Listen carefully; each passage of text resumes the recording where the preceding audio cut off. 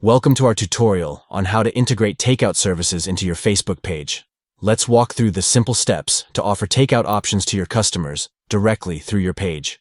To begin, open the Facebook app and log in to your account.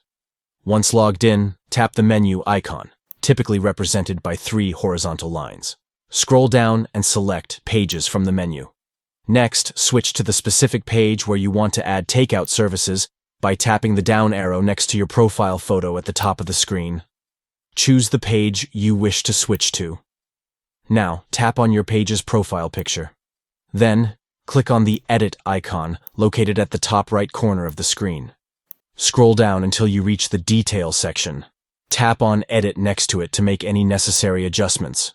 Proceed by tapping on Add Services. This will enable you to include the takeout service as part of your page offerings.